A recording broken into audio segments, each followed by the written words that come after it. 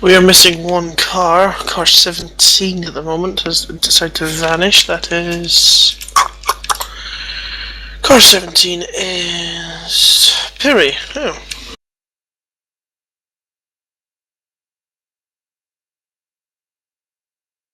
And now do a low down of the grid. Lone Lions on pole position, GT300 from South of Heaven. The Danish Racing Team 3rd, Conquest Racing 4th, Genuine Racing are in 5th position, Sonic Realms are 6th, ahead of Speedo Racing and then Grav T Racing Team. LFS France eventually slipped to 9th. But ahead of Raystar Convertible winners from round 1, Lanzarote Racing Team 11th, Piri Motorsports, if they come, will be 12th, 13th Player Zone, 14th Core Racing and 15th the Reality Racing Team. In GT300, Team Virus have pole position, having scraped in the qualifying race ahead of Speedo Racing.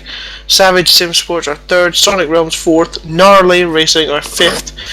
So we'll have to say gnarly a lot, and I was wrong then. 6th Player Zone, 7th Mafia Racing, 8th the Danish Racing Team, 9th Championship Leaders Lone Lions. So look, so they're going to have a tough day today before Too Old and Too Slow are 10th, Vortex are 11th. Genuine Racing had a disappointing qualifying session in 12th, ahead of Turkish Racing Development in 13th, Angel Power 14th, Core Racing 15th, Bulgarian Motorsports shouldn't have been doing laps. So anyway,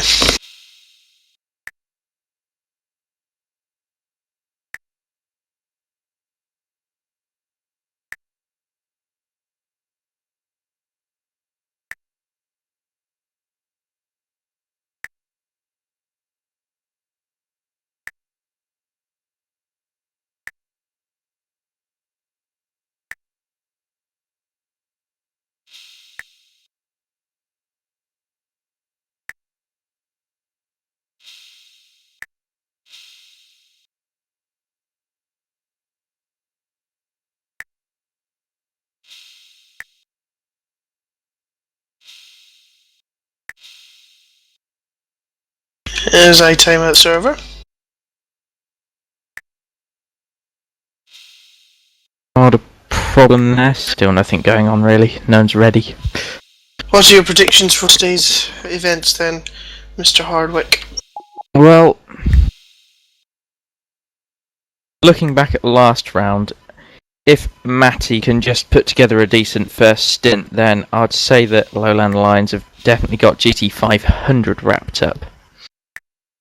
I'm less sure about GT300, it's very much up in the air. I know that Speedo have got a lot on their side, a nice experienced bunch, but Koskinen, Peace, even Ty and Lind have got a very, very good chance of getting right up there.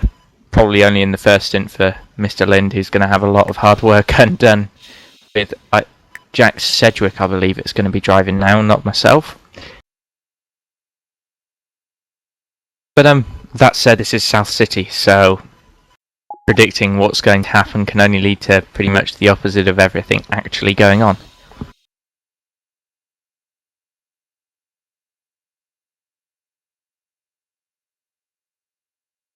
As Chris Ford just dives out of the way there.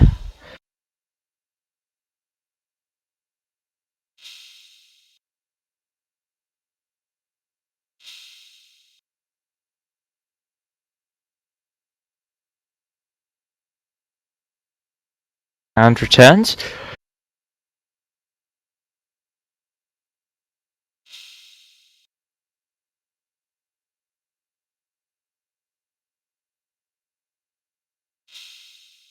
I just went to tell Jack Sedgwick not to roll and ruin poor Dennis's hard work. I felt this was an appropriate comment to make. Very appropriate, I'm sure. And here we go. Everyone's getting ready to go, I believe. Waiting for the grid to appear. There we go. Stuart Baker driving the IGTC safety car once again, with Jonathan Palmer driving the tow roll push RB4 car right the way down at the back. Suspect we won't be needing that today. Anyway, here we go then. Lights are on, get ready to Roll gently away. Formation lap!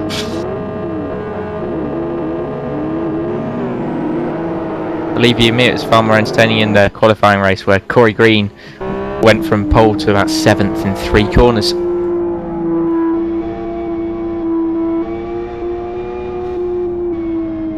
Very aggressive tyre warming going on.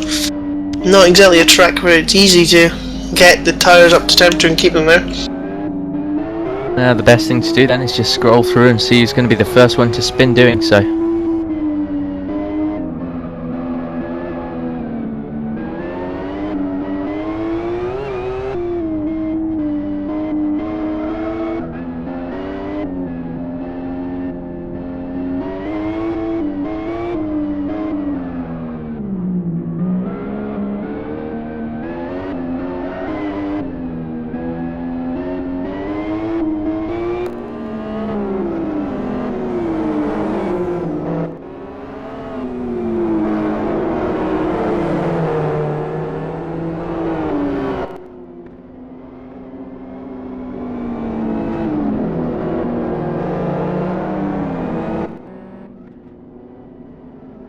As we get ready to go into the final section of this track. At race at South City can be great entertainment. I do hope that the way that Super GT has gone so far this season continues at this interesting track. Oh, we got a car on the wall. Was that Alexis Jorg? Yes, it was Alexis Jorg for LFS France hitting the wall. Anyway, as I said, the way that Super GT has gone so far this season has been most entertaining, and I do hope it continues on today.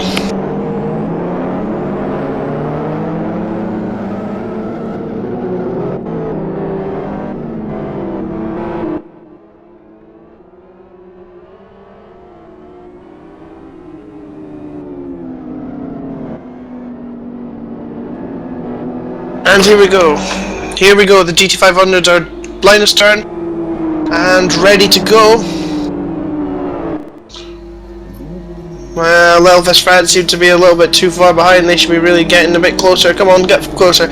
But Njorvi waiting to go. They seem a little bit strung out, but I think we will get the green flag. There we go. Van Jarvi away fast. Conquest and TDRT collide on the pit straight.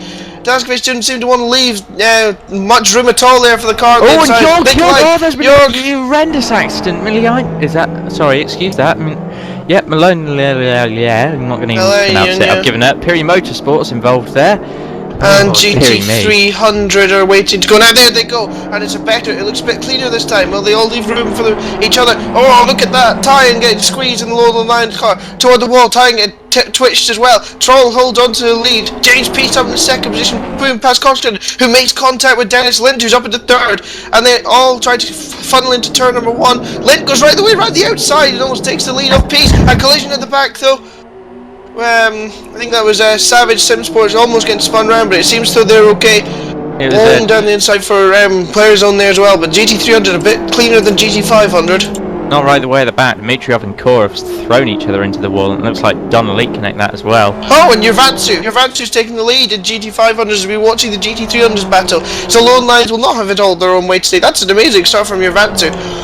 But Van Darvy's got the run in the Lone Lions car around the outside. He's trying to go. Yervantsu tries to squeeze him a little bit toward the wall. They break at roughly similar points, so I'd imagine that Yervantsu is going to be able to hold the inside line and get out the corner cleaner with his bus power, and he does so. Nice bit of driving there from Giovanni to put himself up into first position for the end of the first lap. Bit of beeping going on from Wanyavi. Pity we missed that. Wanyavi knew that was coming and backed out of it, but he's got the run still on the way into turn number 2. But he's only got the outside line again though. So Yervantsu continues to hold the lead. What a start for Sonic Realms.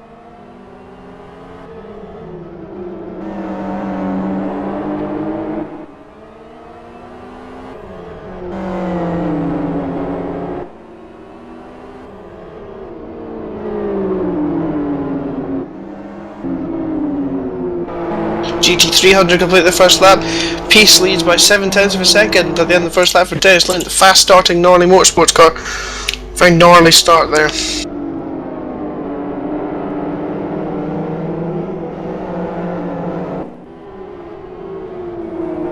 appears that Chiodine for core GT300 is having to pit at the end of the first lap with some damage. Look at the lead that Yervantu's pulling out with Venjarvi as well. Yeah, very unexpected. Yeah, like I said, it's South City, anything can happen. So long goes my predictions on what may have gone on today.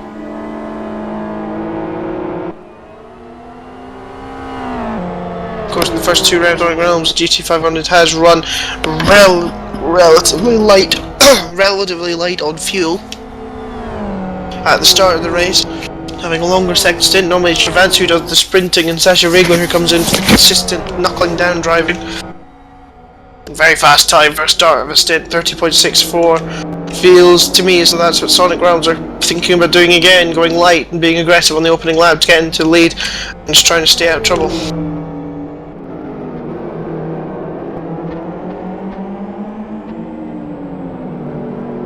Perry passing Fance around the outside into turn number 2. It's not a good start for those two who were involved in the crash at the start.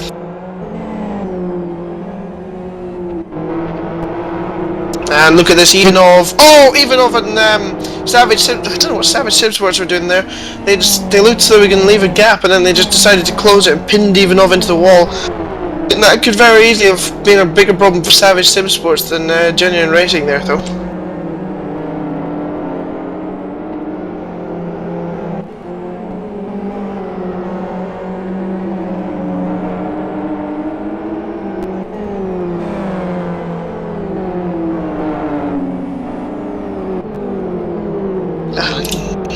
How on earth that Sonic Realms car got that damage, the GT300 car? It appears that the whole of the left front of the body part has gone walkabout.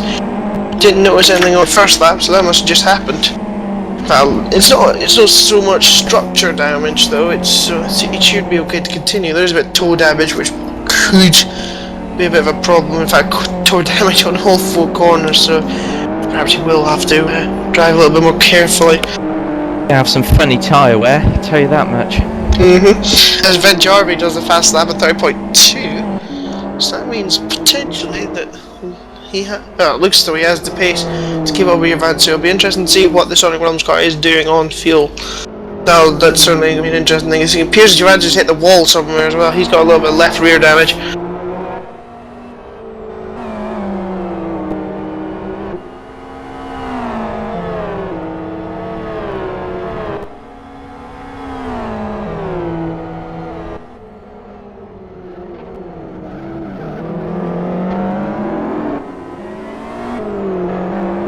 This is going to be interesting. We have GT300 going to get lapped soon, of course, as well.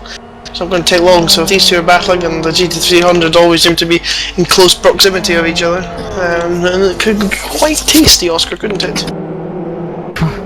Well, we saw exactly what happened back at Blackwood when... What on earth are you doing? What's gone on there? What are you looking at that I'm missing? It's you when you came back there. It sounds so you were out of breath. Me? Yes.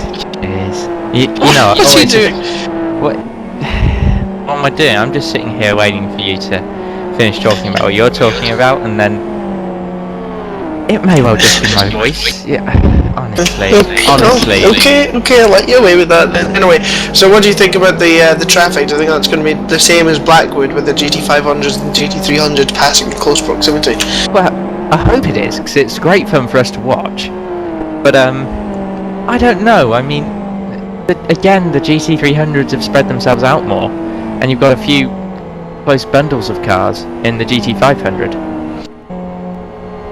If they can get it all together, I think that we might be seeing some more 3-4 wide passing on the straights, which when that's not going to go well. Exactly, when you've got walls to deal with, going to become even more interesting. As I've said in broadcasts in the past, this is not a typical street track. This is quite fast and flowing for a street track. I think that's a key element to why drivers enjoy it. Personally, I prefer the other way around, but this is certainly a challenge mentally and physically, actually, for sim racing. Yes, just an interesting pointer. Jarl Tyen has just set the fastest lap in GT300, racing for Lowland Lions in the XRR. 1:37.35. Oh, and I lie because James Peace has apparently done a 37.17 earlier in the race. Never mind on that one. Difficult to keep up with the fastest lap times of the GT300s. Indeed it is. Looks like it could be a battle developing over 6th position between Conquest and Speedo in GT500. Speedo looking very, very racy on the brakes.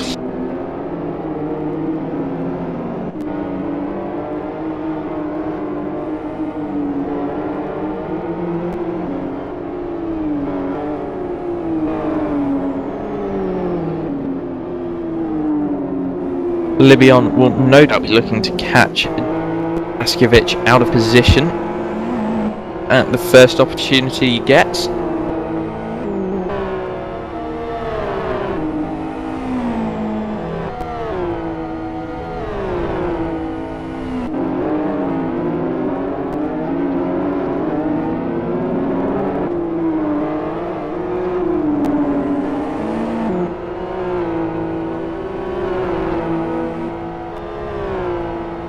Little wall touch there for Speedo, seems to have lost in the draft to the back of the Conquest car. It's a bit of a shame.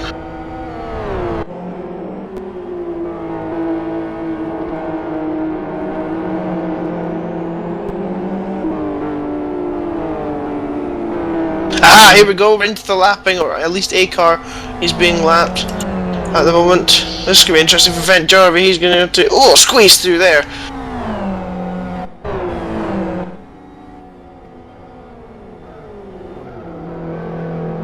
Whoa, he's outbraked himself as well there.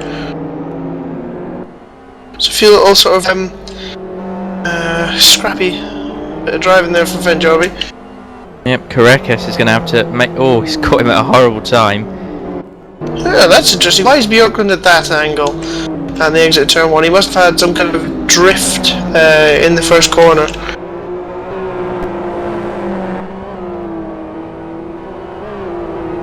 Yeah, the section that we just had Karekes make a somewhat bold move past the GT300. Pretty much the whole of the second sector, which runs from turn 4 through to the backstretch, pretty much. There's no room to overtake, not only within class but inter-class overtaking when it comes to lapping, so it's going to have to be about timing and ability for the GT500s, because it's going to be very easy to get caught out and passed if you catch the GT300s at a dodgy time. Yes, indeed. I remember I was on a comeback drive with Sonic Realms and Massive Endurance 0910. I remember refusing to let, I think it was Hugo Lewis in the F3ID GT1 car passed, and I held him up right from the sort of turn 3 area all the way down past the hairpin to the back straight. So he was very happy, he was beeping his horn. So it's very easy for the slower car to sort of do that, I suppose. I don't think it'll be quite as easy as over the GT2 today because of the lack of relative power that a GT300 has, but it's very interesting through that section where the people are going to try a dive bomb in desperation to get away from the cars around them.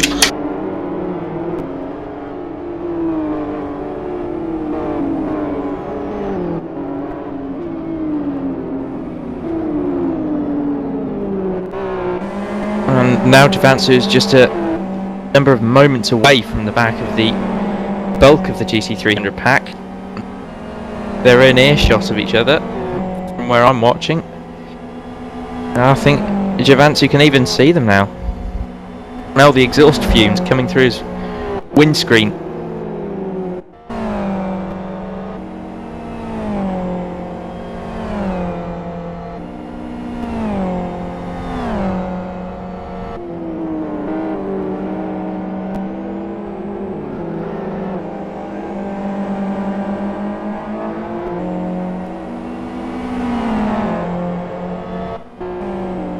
Javansu getting ever so slightly held up by Donalik there.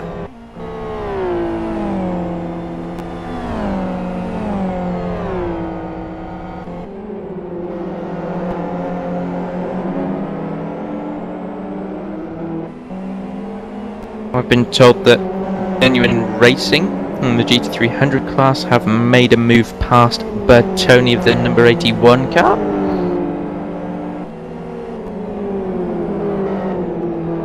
Mafia Racing, my knowledge being boosted even more so by the powers that be.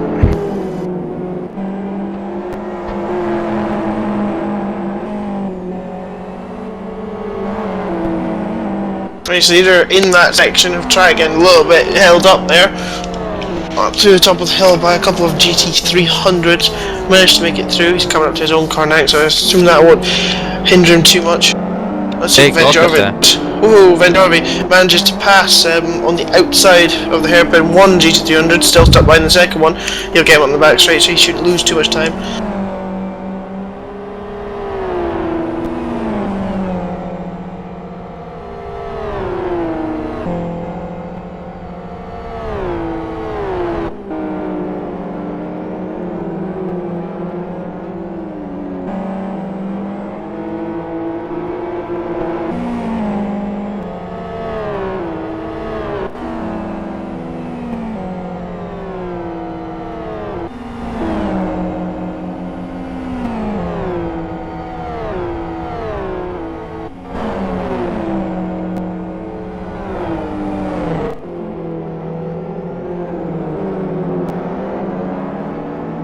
Whoa, hello!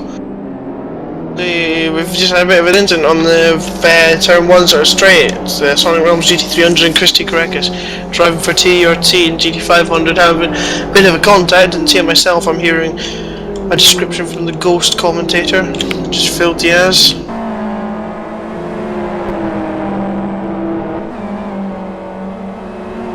Hello! What is this? Matty Van Jarvie is about to have his own worst nightmare because he's got 3 GT300s right in front of him into the hairpin and they're battling. Bertoni I get lag at that point and that's not exactly useful. That's a bit server lag. And look at this, Karekis is right behind him. The Goik loses out massively with the XRR GT300 there. They've got to be aware, these TRT and Genuine Racing GT300 looks though they're going to get through now, but that really has cost Van Jarvie a lot of time. Karekis right up behind him now in a battle for second position. Ivanov actually having a look at TDRT at the end. Oh, he's pushed TDRT straight into the wall and Goik nearly collects them both.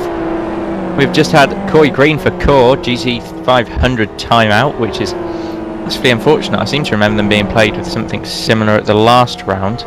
Might have been someone else, if my knowledge fails me, which it normally does. Matti Wenyavi somehow pulling fastest lap recently. Doubt that was when he was in the traffic though. As Tossa Vinen reconnects to pick up the Core GT500 car as quickly as possible, as Ivanov really holds up Daskovic, letting Libyan catch right back onto the back of his car.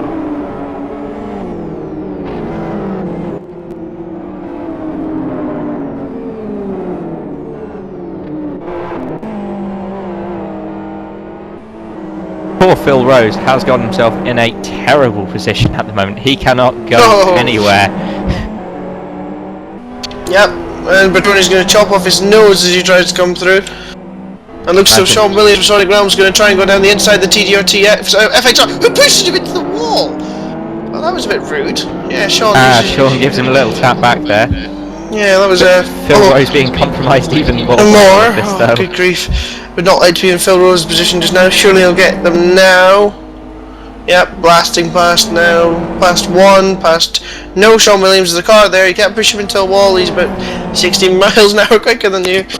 That was an interesting moment. Well, an interesting set of moments for Phil Rose. Yes, Race Star Convertible just... They've not had half the luck or the pace with them that they did have from the first round. It's been very harsh, hasn't it? Again, today they're sort of ambling around in the lower regions of the midfield and sort of struggling to make an impression. Lost about, oh good lord, lost about 6 seconds and all that.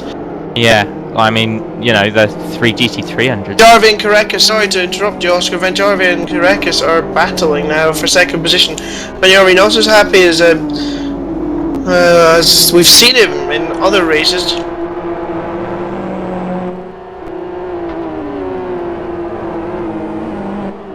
Koskinen and Lind right on each other now. Looks like Lind's made a mistake. As we get, oh my lord, Kirkus almost making contact there. Koskinen dives for the pass. Oh, Lind squeezing it around the inside. Goish will lose out again. Spin! Lind's been spun around. Oh, dearie me. Come on, guys. Oh, and he almost rejoins into the Lanzarote racing car. Is he going to go past by Wong as well? Yes, Wong bound inside for players on GT300. Dennis Lind loses out quite a lot there. I mean, Trolley is now in second position, and I think he went through in that incident. Yeah, bit of damage all round for Dennis Lind there, and a nice toasty clutch.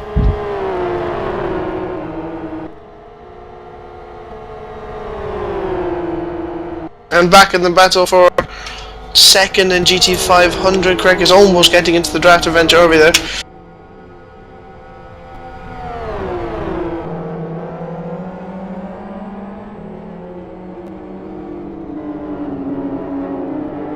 Closing up on the brakes quite nicely though.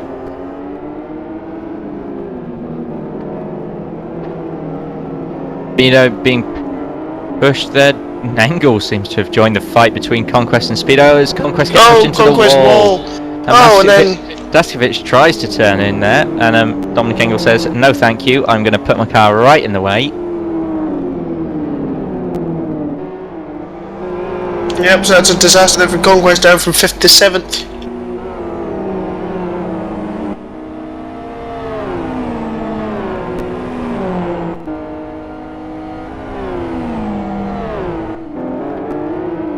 Velasco watching on that fight. Might even be able to close up on Daskovic here as Daskovic makes another mistake.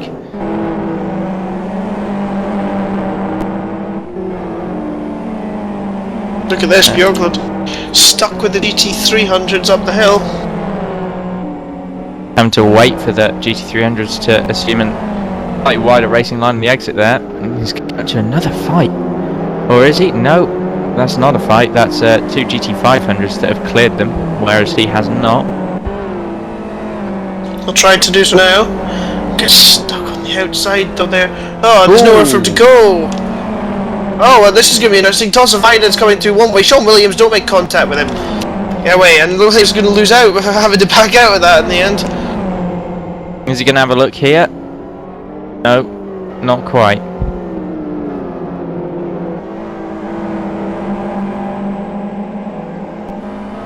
Sean Williams made his way past somebody there, I believe. That Donna Leak that he's just gone and passed? No, it wasn't. I stand corrected, I think he may have been passed in that manoeuvre. Waiting to make a move behind Tony and Nariaro, who are both battling each other very hard at the moment. 3 wide into turn 1, Sean Williams right the way down on the inside. Giving Nariaro nowhere to go. Getting a light tap, deservedly so, but a clean move nonetheless. Passing both Nariaro and Bertoni in that move, who are far too focused on each other to notice him throwing one up the inside.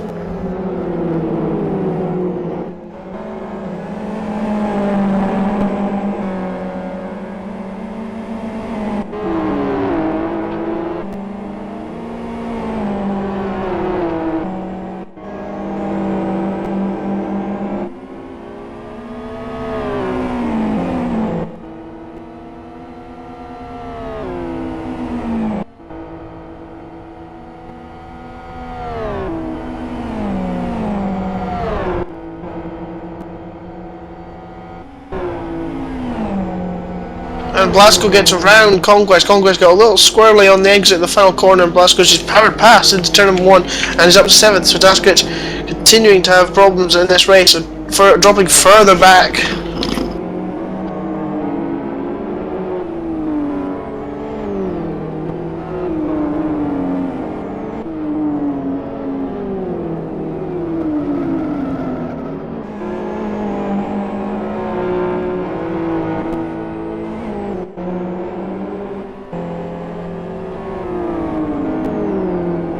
Potentially a problem with his tyres, I suspect, because he's having a lot of sliding in that course now.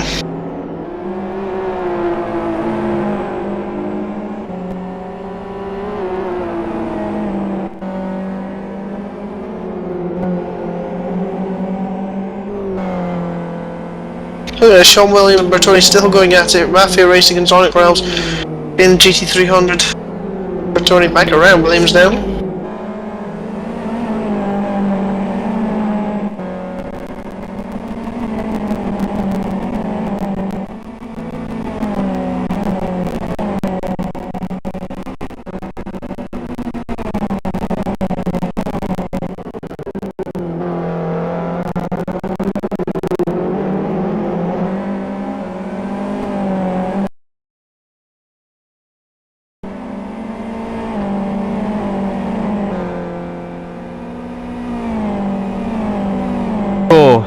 Have had a cool racing around a fairly unfortunate day so far. GT300 they're running in a stone dead last, and pretty much the same position for them in GT500 with that timeout.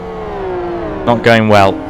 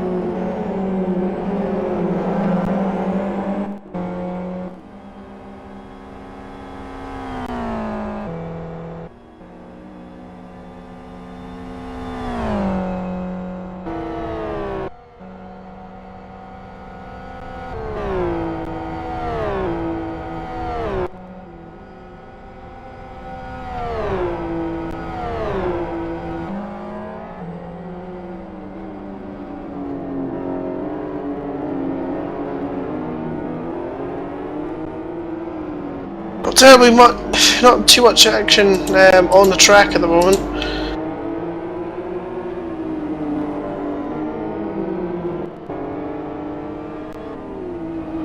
In GT300, it's actually an interestingly impressive performance from Team Virus. They really seem to have nailed out a setup and nailed up some practice and pieces pulling away at the moment. Pretty comfortably over more control.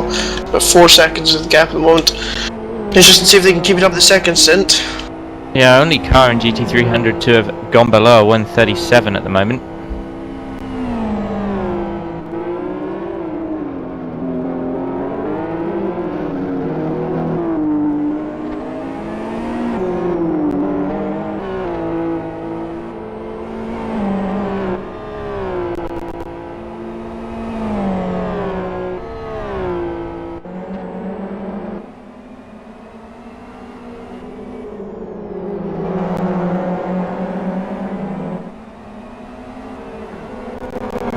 Correctness for TRT seems to have dropped up the back of Lone Lines now. But Goik isn't making too much of an impression on him just now.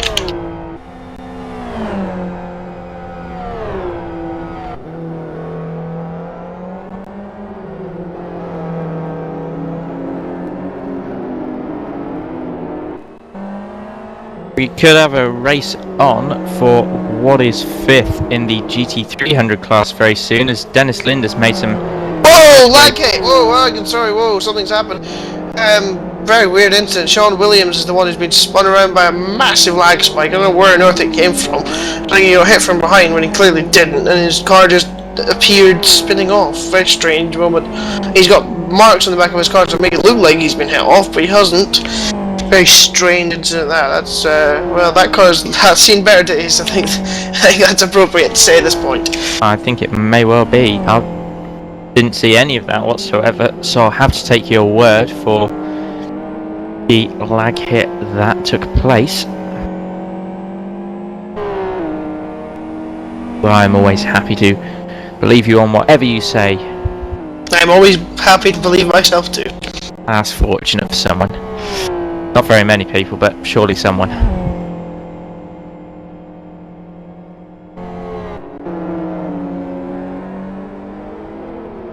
And apparently we do have some action on, and it's Dominic Engel fighting Blasco at the moment. I think Blasco's got past Engel. If anything, Blasco really starting some sort of a late charge from the back here, but Dominic not going to let him go that easily. The Genuine Racing car shooting to the outside. The slightly faster XRR making the move stick before we even get to turn 1. Very impressive there. Will Blasco have another look back up the inside into turn 1? No, he won't. He's just going to stay behind and follow Dominic until the next opportunity comes up, which may well be soon, with Dimitrov circulating in the slow GT300 car up ahead as Dominic hits the inside and loosens himself up a bit. Blasco having a look but getting covered very, very quickly.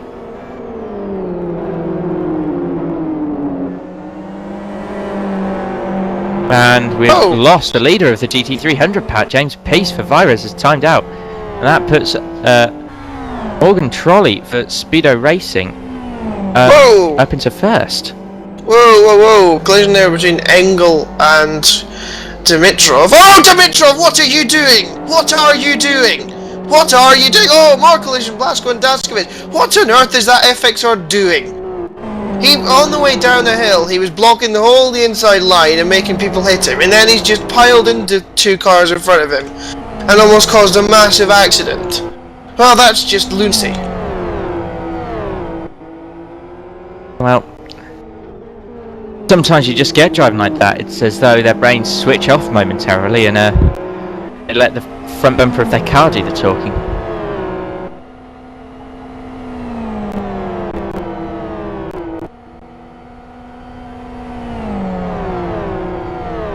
Yavi posts the fastest lap of the race outright. Still no driver back in for the number 55, so that's their day done. They're not going to have any chance of pulling back laps now. Yeah, massive shame. James Peace was doing an excellent job in the lead there. Pires really were handing it to the rest of the field. They should really have got the win without that, as Renault Coots joins the server to take over from Telkla, and that is for Savage Racing, who are way back in the pack. That's about 10th, 11th in class at the moment. Maybe Renault can pull them back up a few notches, but I'm not sure.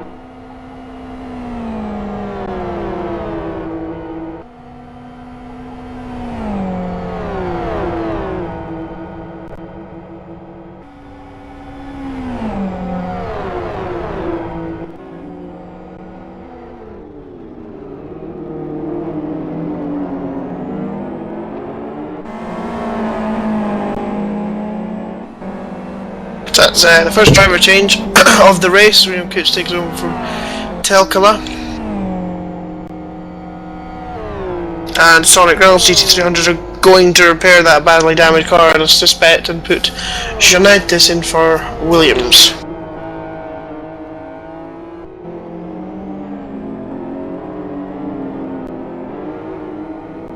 Yeah, taking the damage repair is going to lose them a solid 45 seconds though.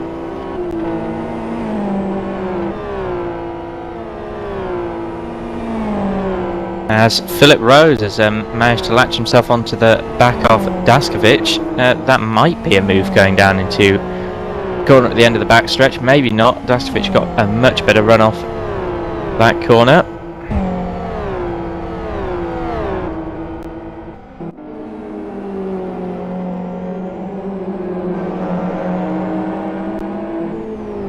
As Dennis Lind has gone onto the back of one, that is Gnarly Motorsport, fighting for 4th position with Player Zone, and Player Zone's got caught up there. They've accidentally gone to the back of the GT500 car that just cannot get any more grip down going up the hill than the GT500s. So Dennis Lind's going to have a look now. Not to the outside, no it's not, there's no room there, son. Oh, and there's contact, but Wong holds it together. That was just a gap that was closing up before Dennis could get his way out of it. Should get slipstream here though and have a run down into the next corner.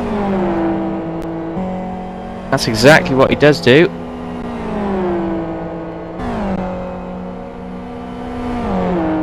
Not really making much of it though, the power of the XRR just pulling it away down the straights.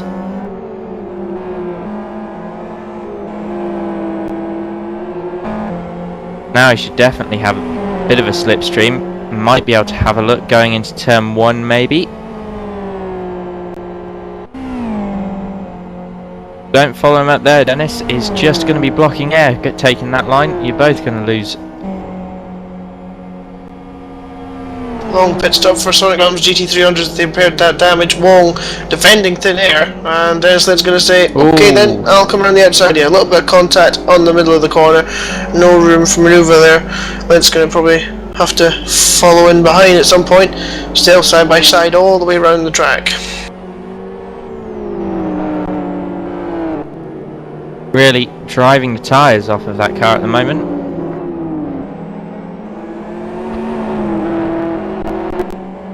Ken his line a bit wrong there, so Wong gets a few feet of breathing space down into the hairpin.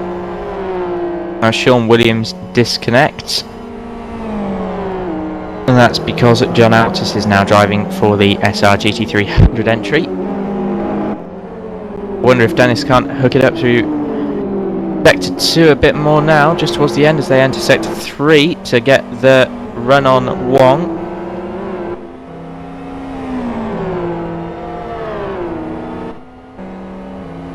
Wong once again just blocking tons and tons of thin air, doing nothing to help himself.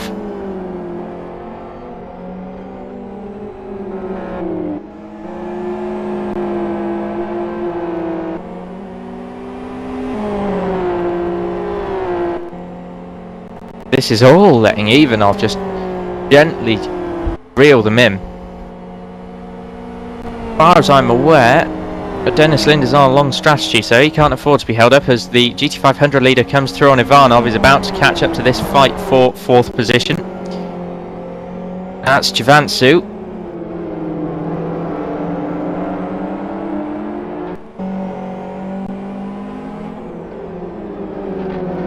Contact with Dennis Lind there, but not a lot else that he could do. He'd already dedicated himself to the inside line for that corner. Let Ivanov catch right onto the back of Dennis as Wong holds up Javansu. It's not going to help anybody involved.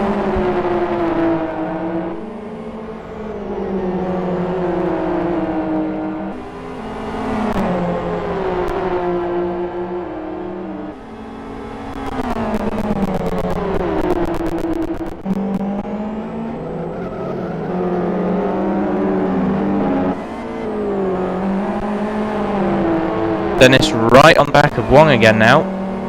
Ivanov watching on, ready to pick up the scraps as Lind meets the wall in a way that he was hoping not to. Lost a lot of momentum there. Got Pierre Perron on the server, ready to take over from Alexis Georges. The LFS France GT500 FXR as Winyavi involves himself in this fight for 4th in the GT300 race.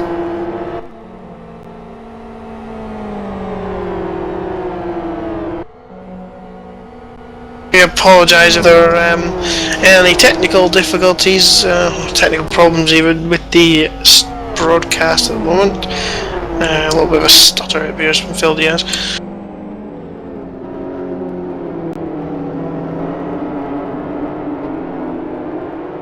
Yeah, it looked like the wrath of the GT500 field has caught on to the back of this, or what was battle for 4th position. They're all spread out now. Might help out with the passing as Peter Goy goes far too deep into the wall. Oh, and there's massive contact with Ivanov as Speedo looks to the outside of him there. Libyan coming through now. Ivanov not wanting to leave any room at all there. Their second apex after the collision.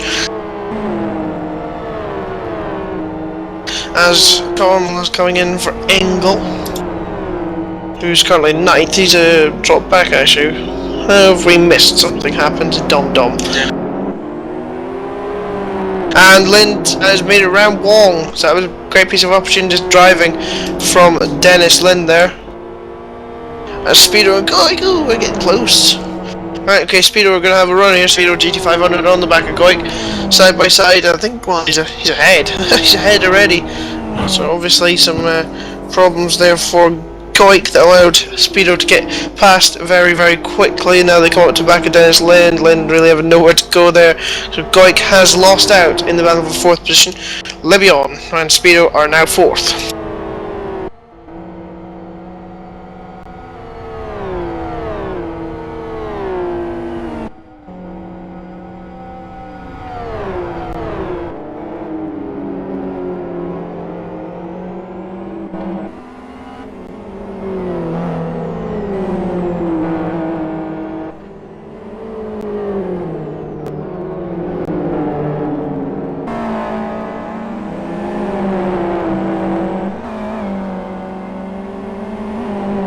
And here's a battle for G500 lead. Koskinen and Vortex have caught the Speedo GT300 car Morgan Trolley and are now giving him a bit of a hard time. Oh, very late on the brakes there. It does make it into the corner though.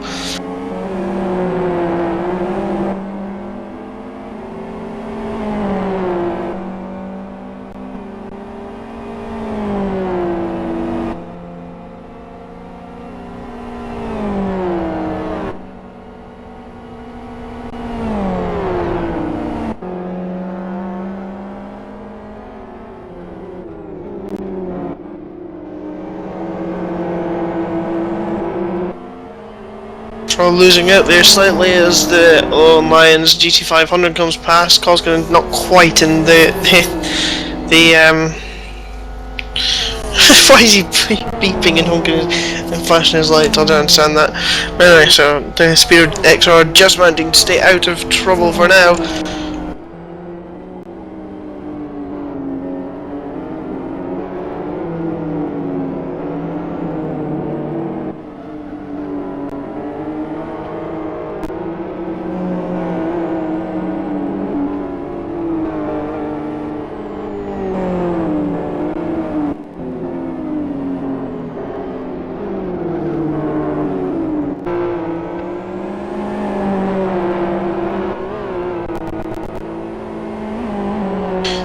Lebion flying at the moment with the fastest lap, 29.86, as he comes up actually to this battle for leader GT, woohoo, in GT300 there. Looked though Koskinen hadn't seen him, then all of a sudden he had to open the door for him. Up round the corners they go, plunging down the hill to go back up the hill.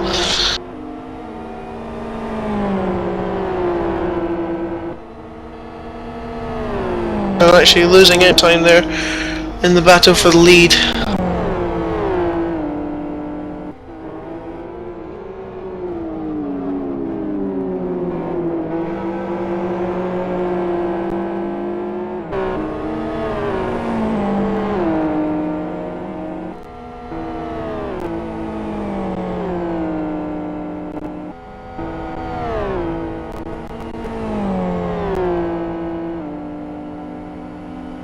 And spoke too soon because then Lower Lions take the fast lap back with a 29.67. Starting to ease a little bit closer. Oh, Sonic Realms have actually had a problem on that last lap and he's got a lot of damage. He lost 3 seconds, the Advancer, and his first sector is nothing special in terms of time. So there's a bit of a problem there for our race leader. Let's have a quick check of his damage. Yeah, he's got mass damage. I don't know, he must have hit one of the left-hand side walls, sorry, right-hand side walls on the exit, one of the fast left-handers. It's a massive amount of damage, and that seems to be affecting his car quite badly. Also, his tyres are stone cold, so that certainly won't be helping him at the moment.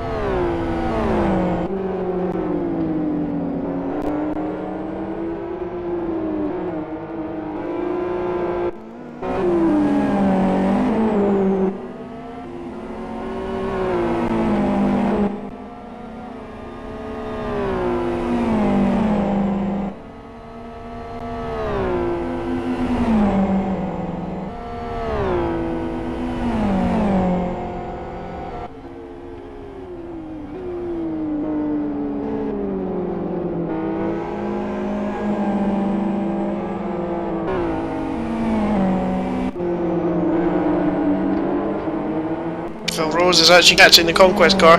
As Race and Star Convertible catching Conquest for 7th position. Conquest, after their difficult fuel laps, just never really seem to recover. They're stuck behind the GT300 battle for the lead, actually, so they're losing out more and more. Be interested to see if both can get round.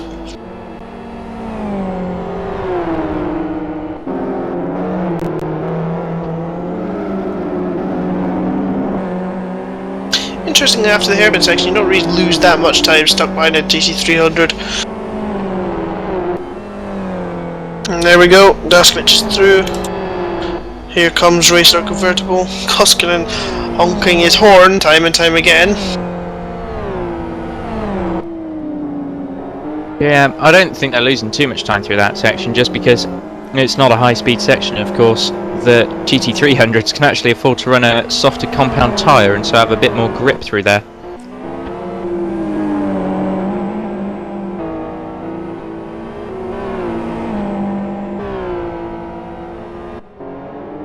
Lots of driver swaps going on at the moment, albeit on the early end of the spectrum.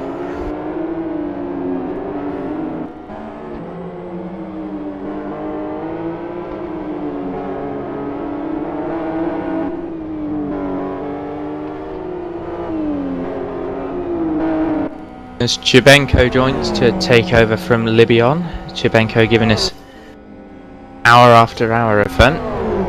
Last round, I'm being told something to do with Campars and Player Zone having a little battle here. Campars, I think, may have just gotten past, but he got out of shape there, so Bartolotta's right back with him.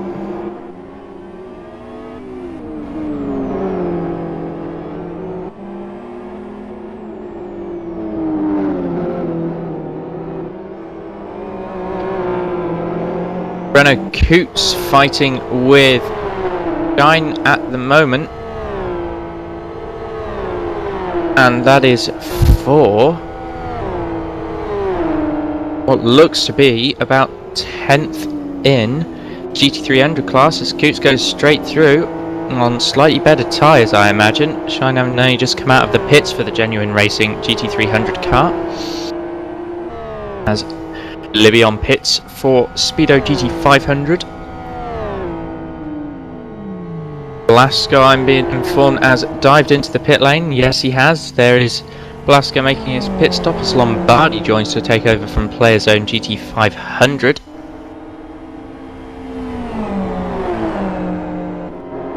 I believe that means that Player Zone will be diving to the pit lane this time, and so they do. That gives Campars a bit more breathing room, which I'm sure he'll be grateful for. Varnov disconnects as Wong has made his pit stop to get the driver swap over and done with. Al has taken over from Don Leek for the APR GT300. Chibenko peeping away on his horn at Kapow. Kapow diving out the way, that's out of pit lane, doesn't want to hold himself or Chibenko up in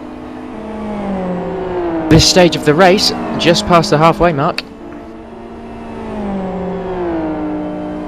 Yavi has made a ton of headway on Yavansu. Yavansu looks like he's been in the wars recently. May have missed that one.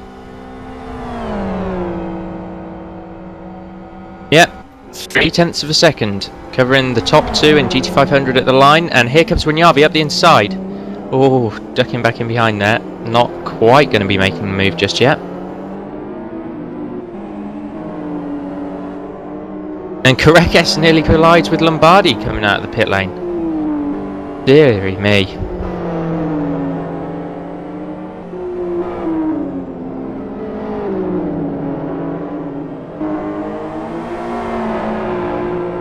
Yavansu on what appear to be freezing cold tyres at the moment.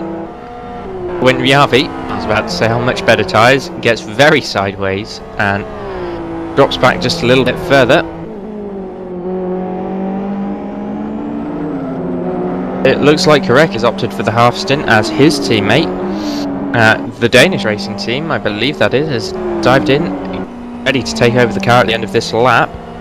That'll put Goik into third, but then I don't believe that Goik has made a driver change just yet. No, he hasn't. He started the race. South of Heaven Bit of damage all round. Nice warm clutch, but they'll be collecting third at the end of this lap as Karekes goes in.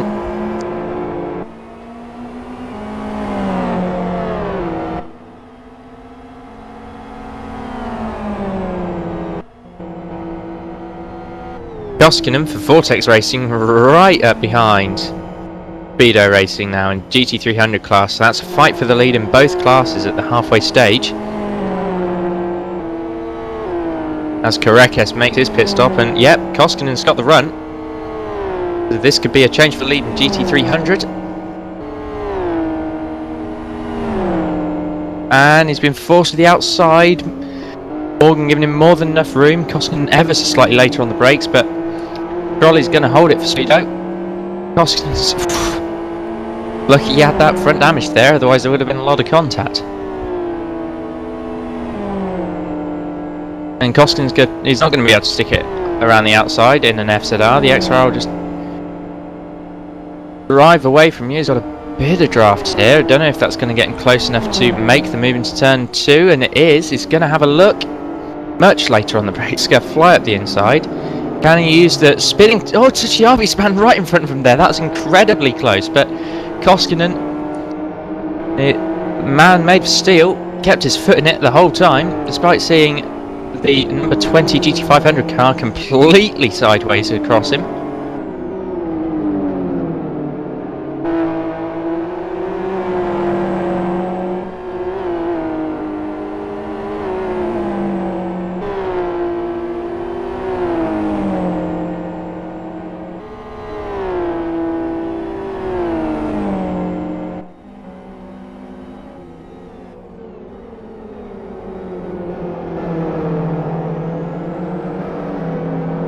Went Yavi right on the back of Javansu again. The fight for the lead in GT500 resumes. That's not going to be taken away from us. It wasn't either of their teammates joining. It's Pikkanen for the Vortex Racing team. So there we go. Koskinen has just taken the lead, but is about to dive to the pits and hand it straight back to Trolley. And that will put Tyan up into second. Tyan running a very nice consistent race. He's been pretty much out of trouble the whole time, just sitting there in third, fourth position.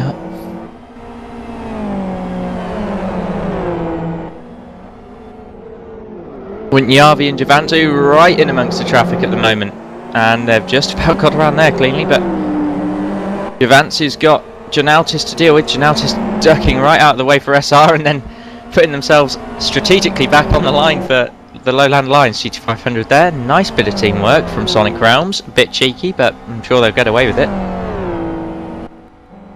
And we've got a Speedo GT300 pitting as well, so just as Vortex handed the lead back over, it would appear that Trolley is going to be doing the same, but handing the lead to Tyan. Lowland Lions will lead GT300 for the first time this race, come the end of the lap.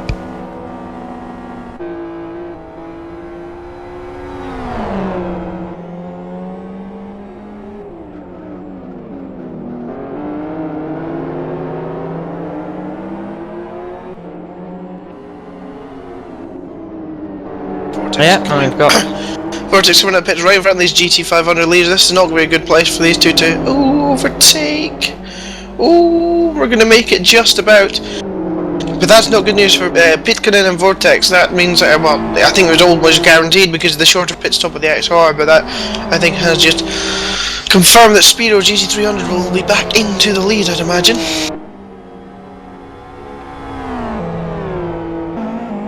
Oh god, Jack Edgewick is in. Oh no.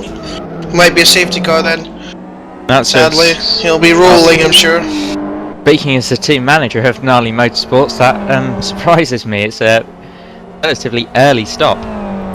So I think what's going to happen here is, yes, apparently there's been a bit of jostling for position and between classes back in the hairpin. I've not been able to see that. Dennis Lynn coming into the pit stop now. I imagine that he's going to opt to fix that damage, and so he does. That'll explain the early pit stop. Jack Sedgwick, on very limited practice, is going to be diving into the car. Be interesting to see how many laps he survives for.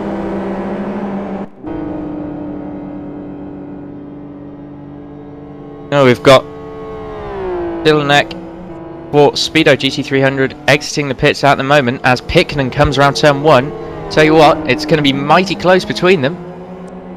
And in fact, Picknan's got it. Never mind being held up, I think Picknan's got that. Yeah, he has. He got that comfortably. A good second and a half, 2 seconds.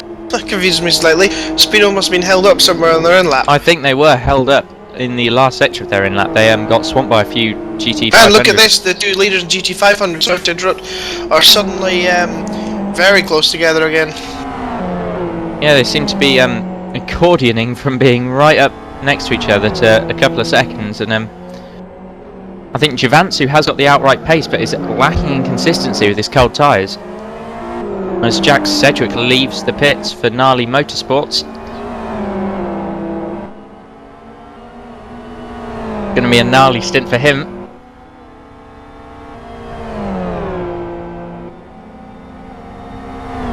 For anyone cringing, it had to be done. I'm going to apologise for that now.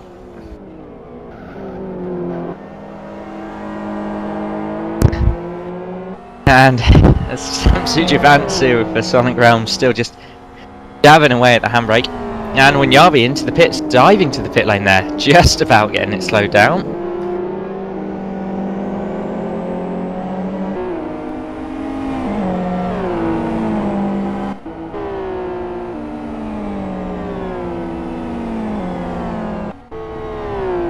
Yep, we have got hopefully a changeover for Matthew Wanyabi here. First Cops is here. As we do, we've got Robin Friscops on the server to take over, and there they go. Very smooth pit stop there for Lowland Lions. Javantsu's going to have to keep his foot in it and do something special to hold on to it now. Especially with that right and left side damage that he's got. So if they go to repair damage, this is Lowland Lions' race to lose.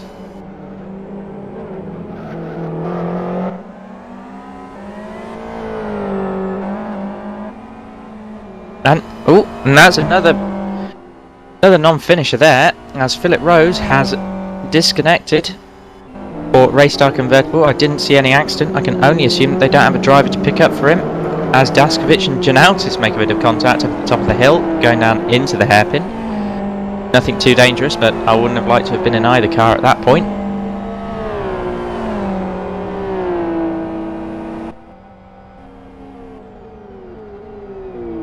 So Javantsu not following his normal tactic of light fuel short first stint, is keeping going longer than pretty much everybody else behind him.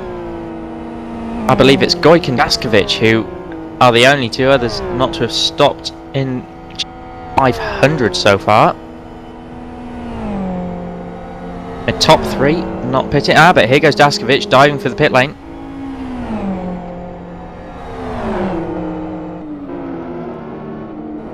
That's going to hand third back to Lowland Lions as Simon Cattell has joined to take over from Yao Tyan for the Lowland Lions GT300 car, who are currently running in first. They will be handing the lead back to Pitkinen almost indefinitely.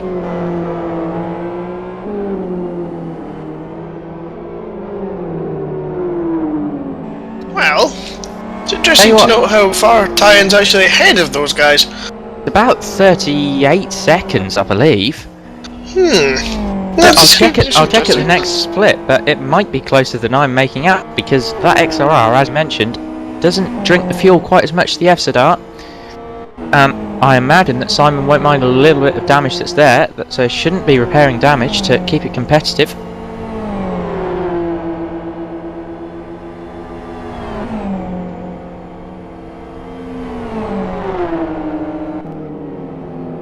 This Jack Sedgwick has not rolled yet, and he's in the competition with Reno Coots, who's driving for Savage Sim Sports. A little bit of collision there. Looks like a bit of lag on the server again.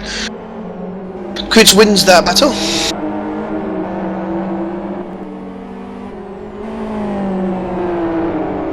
TDRT GT3 apparently had stopped at the hairpin for some reason. And let's. Yeah, Pitkinen's gonna get Simon Cattell here, but tell you what, Lowland Lions have made up time, and they should. Oh, tell you what, they're going to be even closer for holding on to that second place. In fact, Schillenex should just about have them here, but Simon Cattell will be putting the pressure on from the word go. Gunautis coming up behind him is not in position, he's a lap down.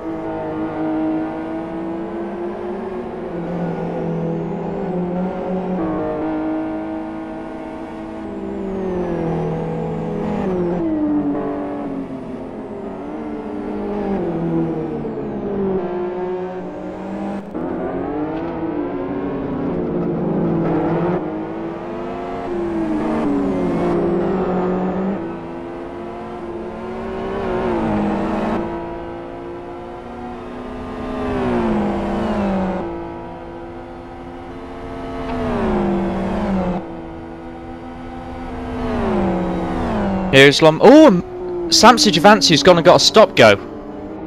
I've got no idea what that's for. Oh, it's speeding into pit lane. So, Robin, if you'd like to go and hold on to your lead, sit there and enjoy it. I mean, even Goik's looking in a more promising position now. And Samsu stayed in the car.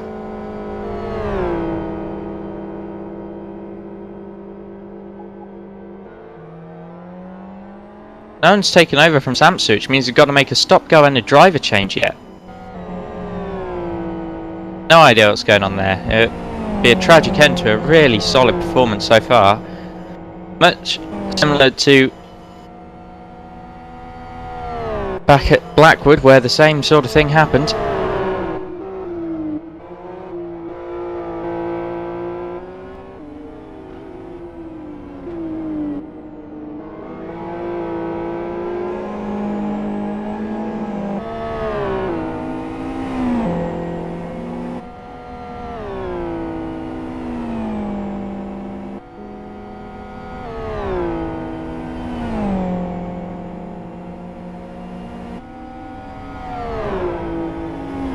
There is, of course, the possibility of Tourmalet, who, let's be honest, drove away and did everything right last round. Currently in the car, and not quite catching Debenko yet. He looks like he's struggling a bit more than he was back at Blackwood, but I know this guy and he'll be right back up to pace before you know it. Give him a couple of minutes and you should see him and Debenko having a lovely fight, but again, don't quote me on that. South City never really goes the way that you expect it to.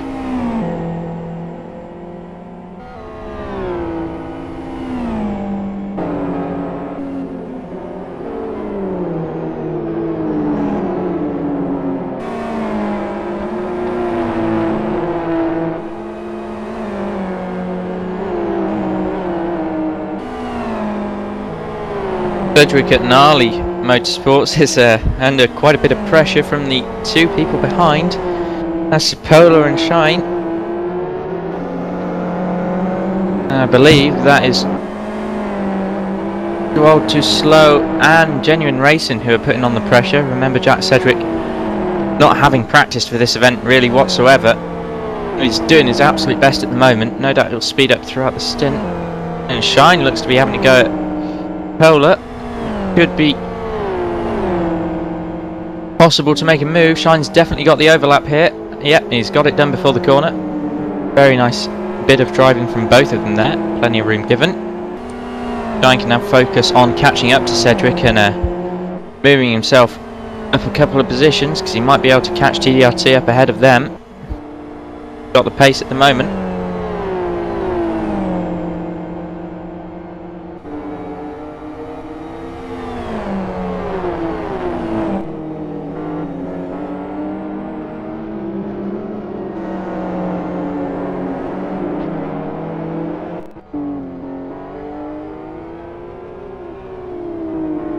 Be informed that Peter Goik at South of Heaven, despite having 4 people signed up for this round, including himself, does not have a driver. He has made a pit stop, and that's my mistake from earlier. I thought that he hadn't pitted, but I'm being told that he has, and I stand corrected. His tyres are brand new.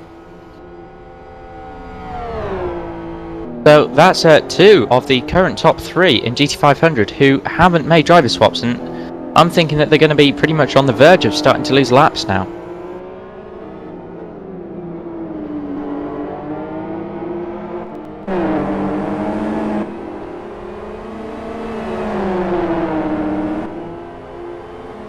Jack Sedgwick getting I think a kind word may well be molested by the drivers around him now.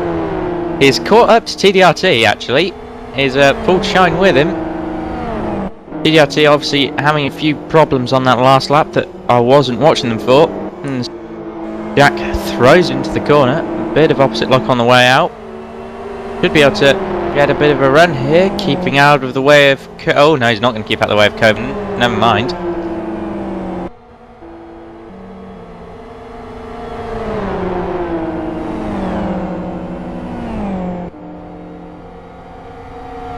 This is quite a train, isn't it?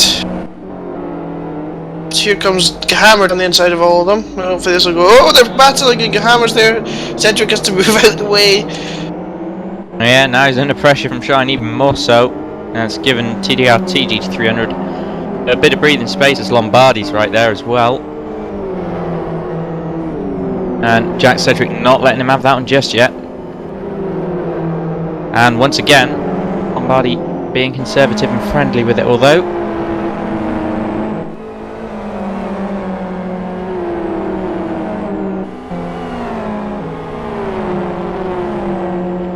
And Lombardi to the outside, nearly making contact there. Should get it done down into the hairpin. Jack backs off, gives him the room.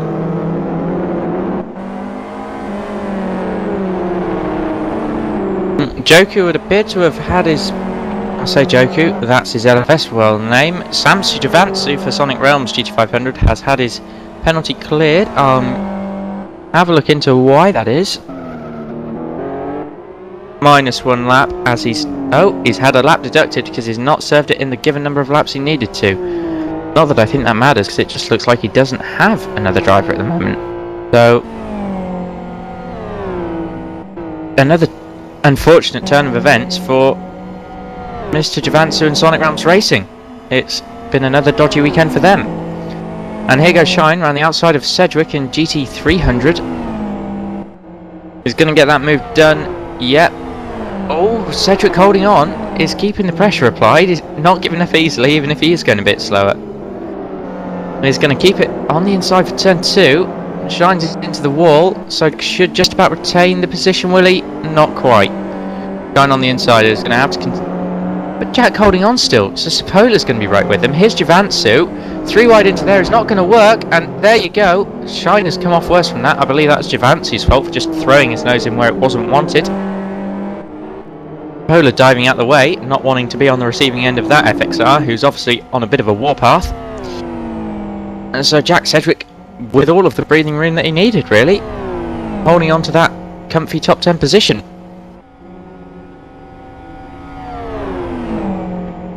Here comes Javansu again.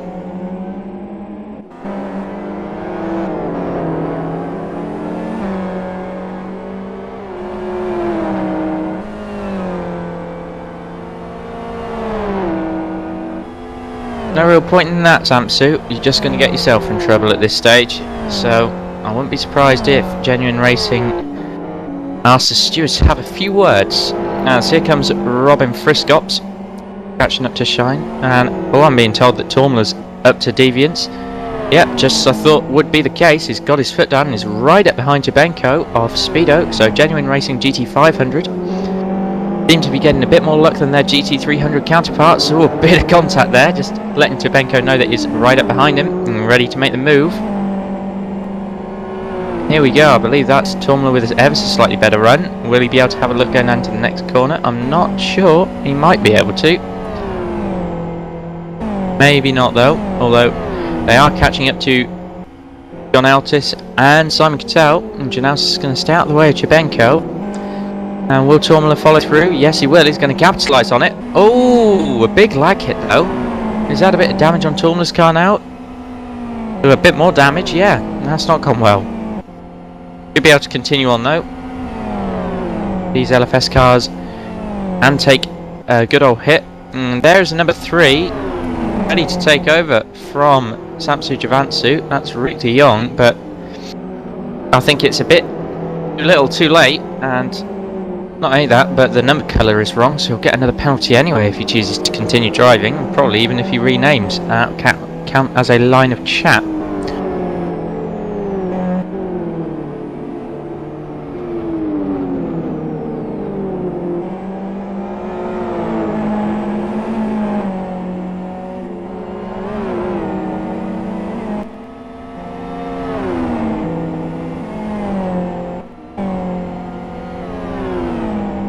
Got Gahammer on Kovenen as well, a bit further back in GT500.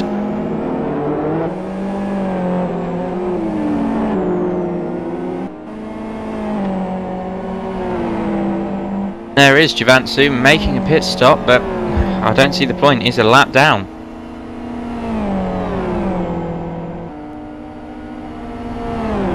That Hans Friskop's a really chunky... Woo!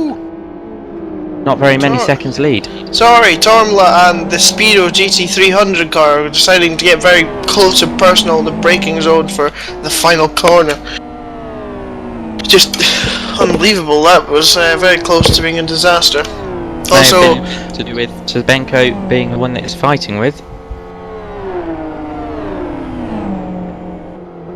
And there's a drive-through for Rick de Jong for the wrong name. Yes, won't go well for him. Well, not that Sonic Realms Racing's day can really get a great deal worse, so I guess it could time out a few times or end up on their lid. And there we go, Tsebenko right behind the GT300 leader, and Tormla's just sticking to the back of him, waiting for the mistake to be made, giving him a little tap. This could either end in disaster. Tsebenko goes very sideways over the crest there. We saw following him through. We saw Blackwood that Tsebenko doesn't like being overtaken. Oh, Tormla! Oh, what an well, Tsebenko, you deserve that, mate, because you just turned in on him and he was right there. And again, are you going to lose out? No. Tormla's just going to slide out the way. I would not be surprised if Tsebenko gets a good slapping on the wrist for that one, because that was ridiculous.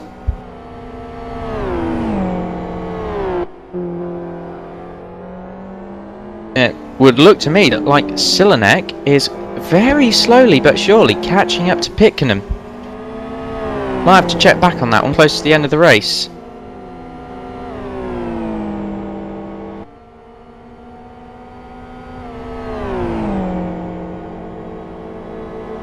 As Sonic Realms Racing with incorrectly named Rick de Jong is back in the pit lane, they're exiting now, so they're in 7th, but effectively I believe they're more like down in 12th or 13th with their lap penalty that they now have for not serving their first stop go in the set number of laps that they had. And Tormla right back up to Benko's bottom again, and that's figuratively speaking, of course, is just on his bumper.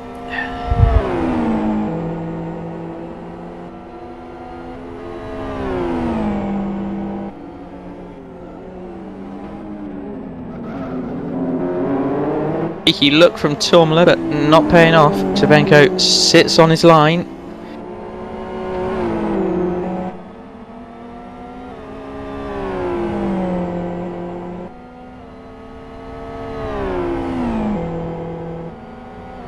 I'm being informed that SR may well be last in class, as due to the 60 minutes that one driver is allowed to drive, they're probably going to be losing more like another 4 laps on top of the one they've already lost.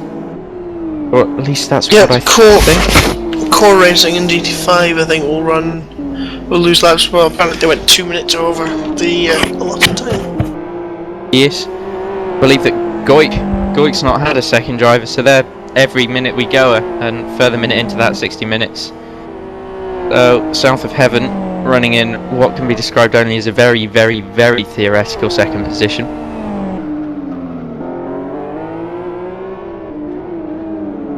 As Rick de Jong gets incredibly sideways through turn 1. Looks like his suspension may have been lowered by a few inches more than he intended.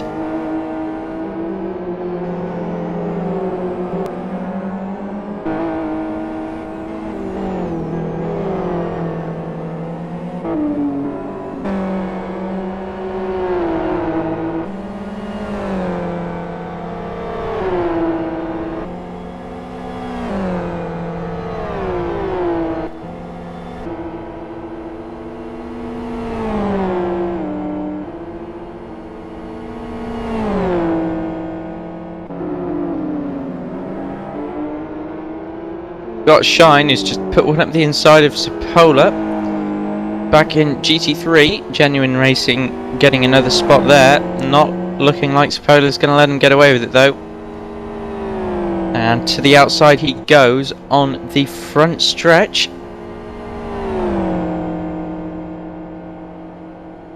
Nope, Shine's going to hold the position for the time being. Sapola might get the cut back here. No. Shine still just taking the momentum through there. Actually better than Sapola did. Might just be something to do with the XRR around this track, but I'm not 100% sure.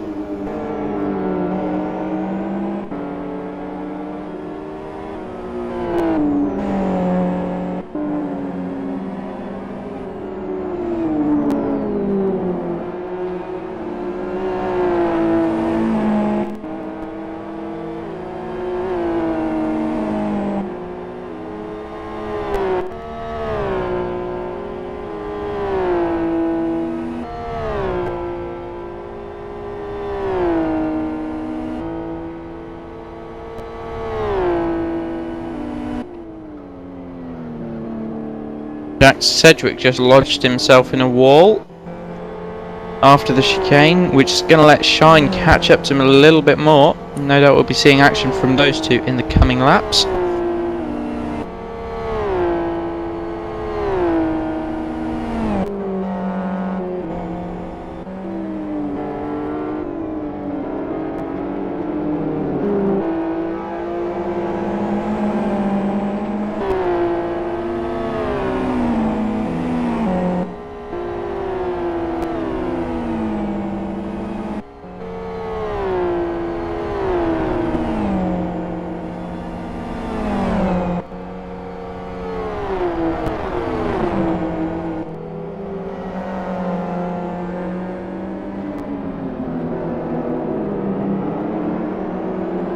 Two Genuine Racing cars there, getting very close into the circuit corner. No damage done though. There's Turmler on Jack's head. Jack just giving a little wiggle to the right there. You think you're coming through? Nope. Oh, Turmler's going to stick his nose. No, he isn't. Yes, he is, sort of. Here he goes. Back out, Jack, otherwise you're all going to be in a wall, and he does so.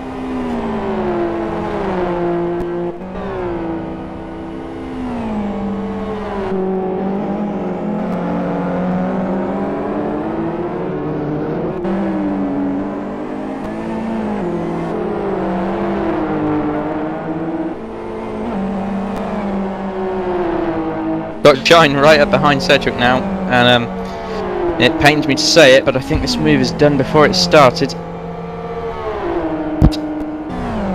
Jack's going to force him to the outside, but Shine's going to have the move done before they even get to the next corner.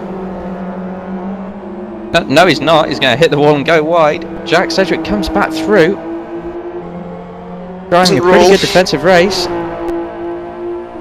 Shine's going to have to stay tucked up behind him for a bit longer, giving him a little nudge there that Jack will not appreciate.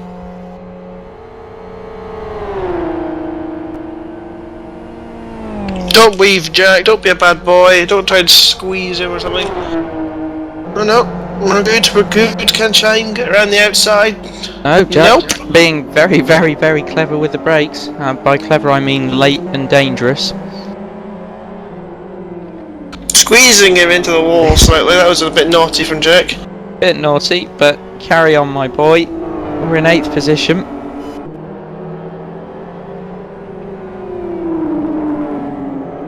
Gnarly. Yeah, well, living up to the team's name, I guess you could say.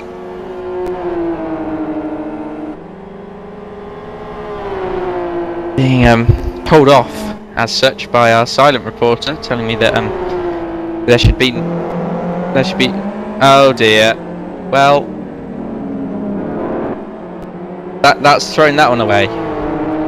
Hopefully we get the. Yeah.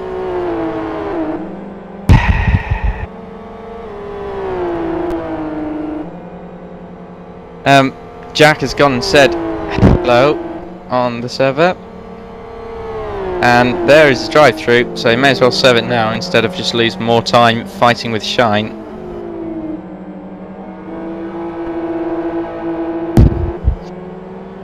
That's...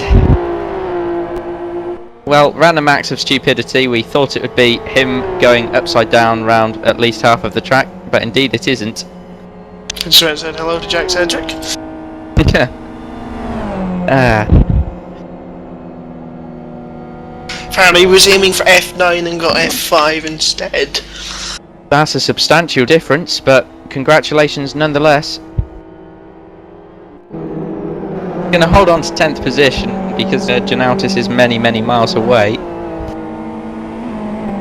Hello, Dennis Lind. Hello. Did you have fun? No. Oh, look, collision, sorry. Collision between Cedric and Gahammer. As Cedric came out from serving his drive-through penalty. But was it at least gnarly, Dennis? No. No, we had a good one, I think, to start off with, but yeah. Yeah, very good job from you, Dennis. Second for quite a lot of your stint.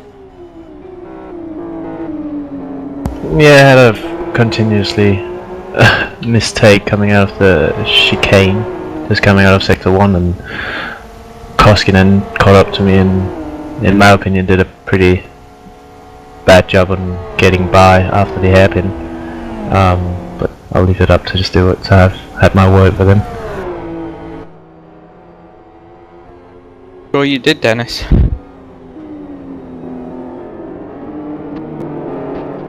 Probably the most action-packed race today, which is disappointing, but lapping out there, what was it like today?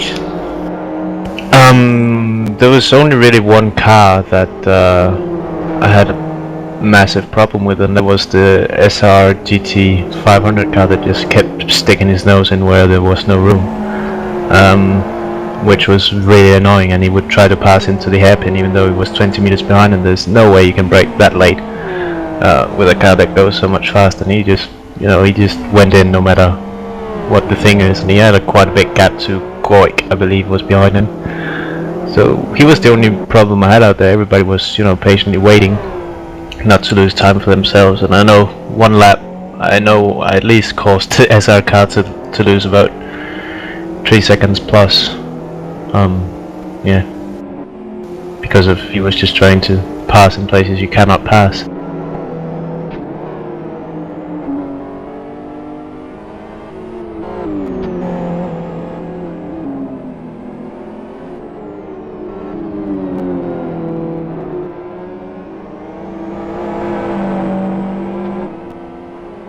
There's plenty of cars with damage today as well. I wonder which one's got the most. Let's have a quick little check through. Oh, possibly Grav T. That's got quite a lot.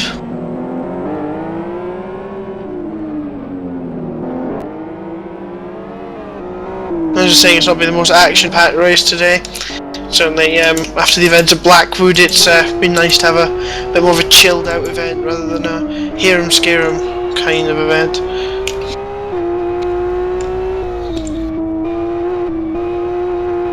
So how has the commentating been? Has it been fun? I've just let Oscar get on it today personally because I don't feel very well today, so I'm just happy enough to leave Oscar to his own devices. You sound a bit Not necessarily hungover during the sprint race. Not so much hungover, tired.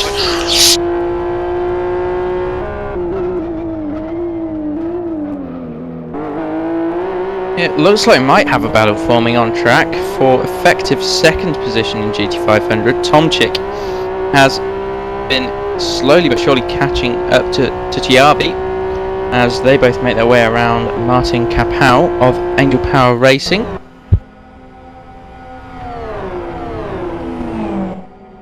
The TRV actually setting the faster lap that lap by, so proving my point wrong. You're always wrong. Thank you, Dennis.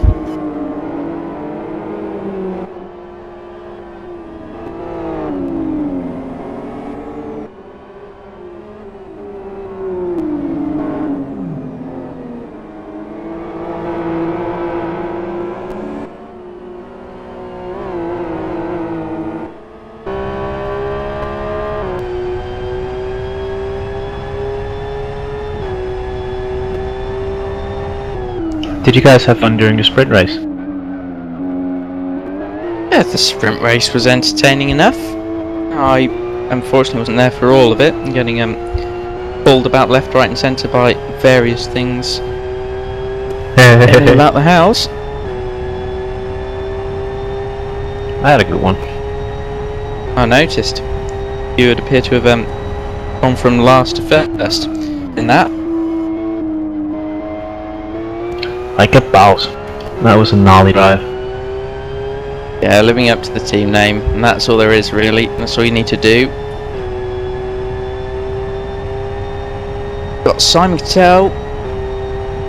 Looks like he might be trying to chase down Silonek for the second place in GT300. Getting my class right just about there.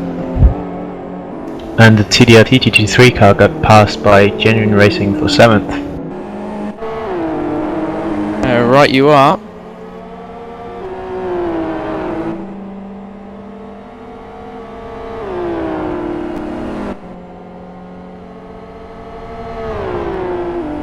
As Goik just throws it down the inside of Jack there. Bit mean.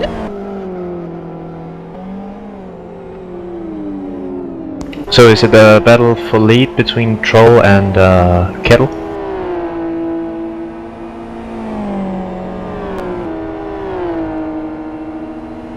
Yeah, there isn't really very much of a battle for the lead anywhere because Pitkanen has gapped himself from Silonek and there's not really a great deal going on there. They're lapping at the same pace as each other. Same goes for GT500. Goik has fallen back from Friskops despite not really being in it. Tutiavi is the next car on track who is genuinely in position for GT500 and he's a good 20-30 seconds behind Robin at the moment.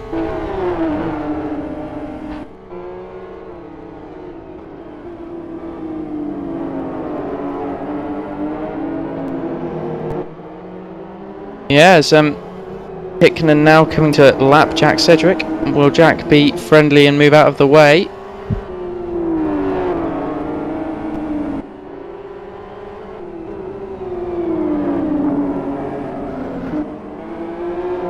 Evidently not. Being informed that Krampus decided to have a little bit of touch and bump with Pitkanen and has now got some damage from it as Pitkanen makes his way past Jack Cedric and Krampus catches up to the both of them. Cedric of course out of position, a lap down from Pitkanen.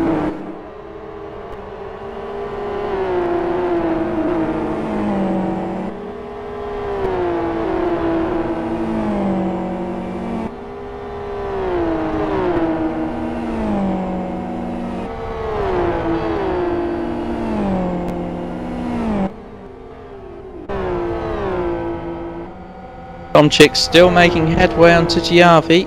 He has had a slightly slower middle sector, but he's definitely closer than he was a few laps ago.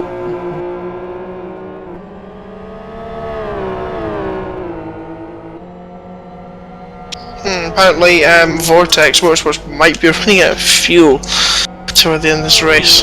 That would be a hard blow for them, considering they're currently leading by 2 seconds with 4 laps to go.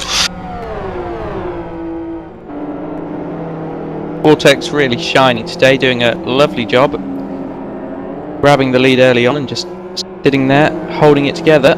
Yep, grabbed the lead when poor old Team Virus had their timeout. Virus, we should remember, really were going the rest of the field house done and then got struck down with the worst luck possible. Hopefully they'll be back next round fighting.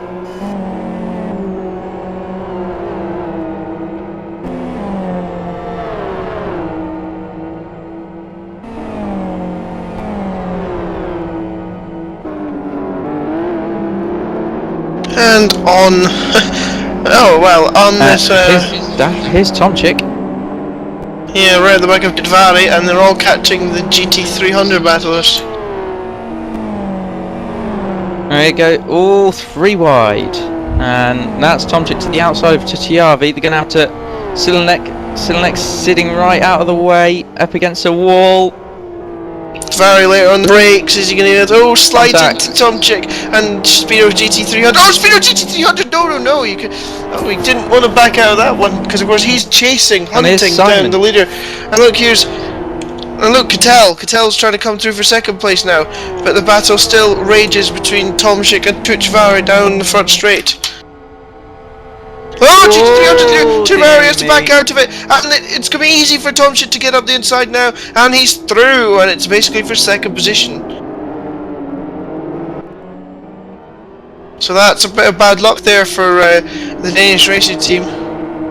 Bit of podium rearrangement going on now. Oh, and Cattell is up the inside of Shilnak as well. So it's all drama toward the end of this race. Shilnak getting all squirrely. Cattell actually fighting now, is trying to make a pass. He's gone wide there though, he's going to have to work back for it. He was going a bit quicker beforehand. We're on the penultimate lap. Oh, and Shorts and TDRT GT3 is timed out.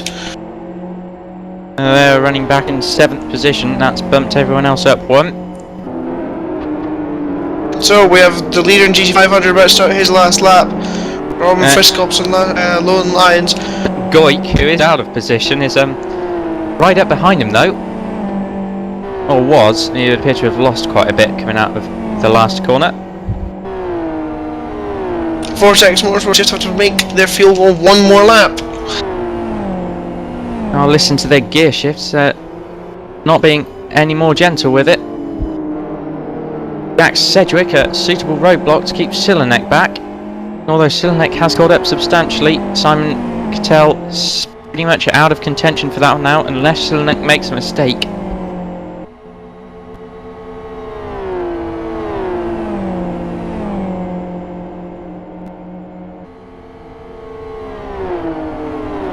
.3 seconds covering the top 3 in GT300. Vortex, Speedo, Lone Lions in that order. Now, do Vortex have enough fuel to get them round to the finish line? Speaking of finish line, Friskops is at the hairpin, so half the track gone, half the track to go. There'll be another victory for Lowland Lions, who've taken since round 1, finishing second, an iron hold on this championship. Yeah, very reminiscent back in the days when 3ID were running MOE. Shilnek is caught by half a second in the first split alone, and Cattell's all over him. As here comes Robin Friskops into the final corner, out of the final corner, just a short burst away. In GT500, Robin Friskops brings the car over the line now to win at South City for Lowland Lions, comfortably leading the championship, comfortable victors in the end today. Let's look back. Will Pitkanen make it over the line? Pitkanen fuel saving quite a lot now. I'm thinking it's running it very tight. We've got Cedric's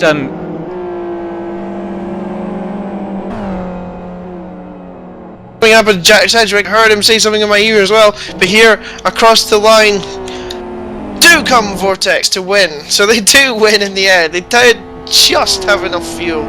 Vortex win, first victory for them in GT300. The first time Lowland Lions have not won in GT300. Second place Speedo GT300. Third, Lowland Lions still comfortably in the lead of the championship in GT300.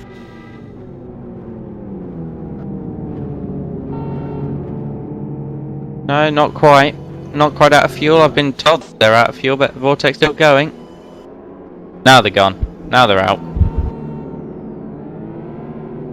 Someone might want to give them a little tap round to the line.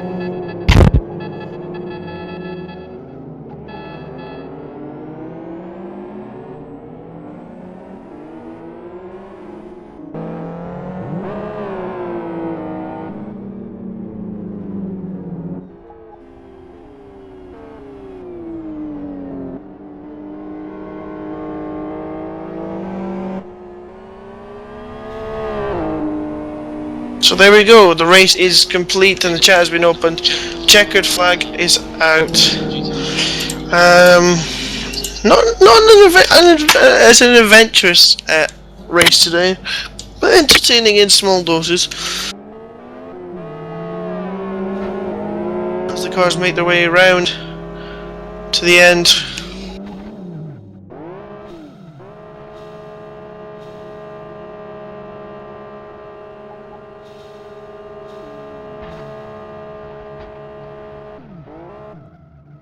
And I've just been spoken to Jack Sedgwick, said I'll be a guy, give a Picknan a push back round to the line.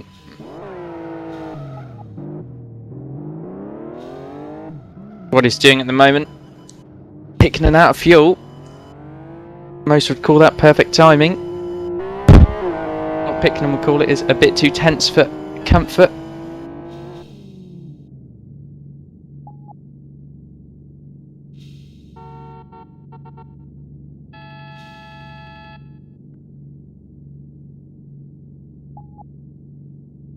So with South of Heaven's penalty, victory for Lone Lions, followed by Conquest and TDRT completing the podium. And GT300, the podium is Vortex from Speedo from Lone Lions.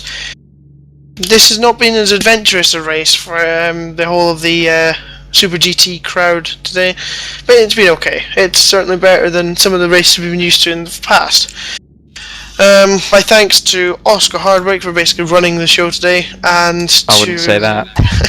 and to Dennis Lint for joining us as well, and to Philip Diaz for the streaming, which is in high quality now. You'll probably want me to push that. Thank you for joining us. We shall be back in 2 weeks, I think it is, just before Christmas for the next round from... where is it from?